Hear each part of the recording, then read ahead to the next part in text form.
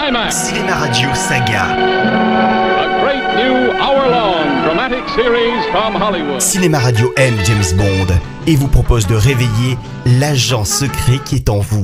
Anecdote de film. Détail de tournage. Eric vous dit tout, vous dit.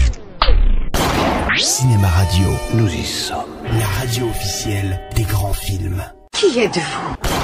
Bond, James Bond. From Russia with love,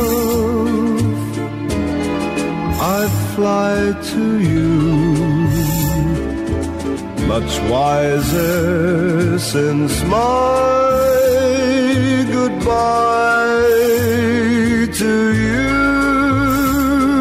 Ne tournons pas autour du pot. Bon baiser de Russie, seconde aventure cinématographique de l'agent 007, sorti en 1963, est certainement le meilleur film de la saga, toutes époques confondues. Cher Moneypenny, je ne regarde pas les autres femmes. Oh, c'est vrai, James? D'abord parce qu'il finit de poser les bases qui feront la renommée de la série, comme par exemple le pré-générique, ainsi que la chanson qui le suit, les gadgets, ainsi que les cascades spectaculaires, éléments qui étaient presque absents de Dr No. Mais Bon baiser de Russie se distingue également par une atmosphère plus sombre et adulte, très proche des films d'Alfred Hitchcock, tranchant avec ce que va devenir la saga par la suite, à l'exception des films plus récents avec Daniel Craig. Tu peux me tuer, James.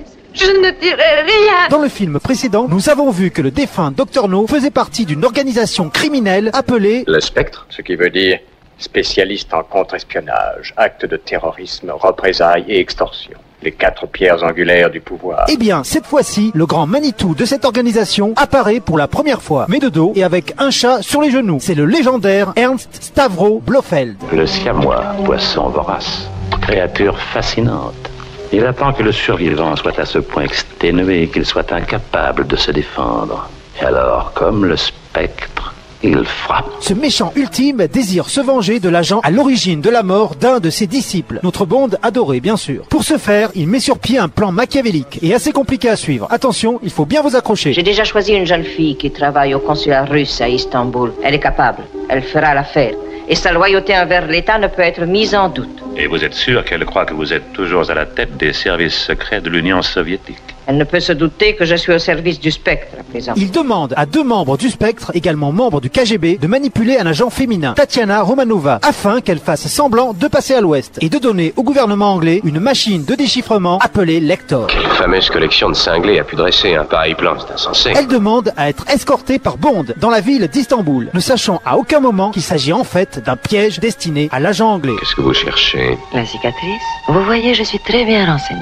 Espérons que je ne vous décevrai pas. Bien sûr, la James Bond Girl tombera sous le charme du macho et passera réellement à l'ouest. Elle est jouée par Daniela Bianchi, une actrice assez terne, mais sa blondeur hitchcockienne sied parfaitement à l'atmosphère du film. Jamais je n'ai vu plus jolie fille, Tania. Merci. Et je crois que ma bouche est un peu grande.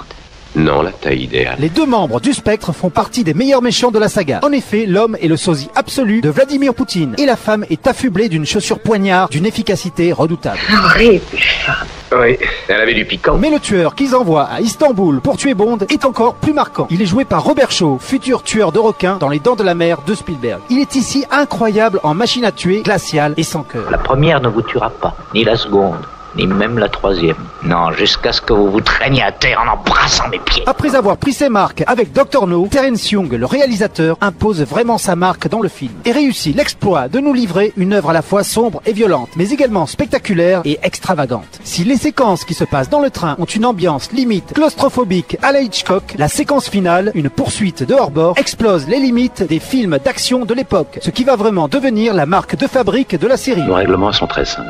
Si vous échouez, Bon baiser de Russie est donc un Bond unique en son genre, à la fois précurseur et très différent de la suite de la saga, étant donné que les réalisateurs suivants iront dans une direction de plus en plus spectaculaire, parfois même jusqu'à la Du caricature. vin rouge avec le poisson. J'aurais dû me méfier d'une pareille hérésie. Vous vous y connaissez en vin sans doute, mais c'est vous qui êtes à genoux. Voilà, je vous retrouve très bientôt pour le prochain film, et en attendant, n'oubliez jamais que son nom est... Bonne. James Bond. Climax. Cinéma Radio Saga. A great new hour-long dramatic series from Hollywood. Cinéma Radio aime James Bond et vous propose de réveiller l'agent secret qui est en vous. Anecdote de film. Détail de tournage. Eric vous dit tout, vous dit. Cinéma Radio, Nous y sommes. la radio officielle des grands films.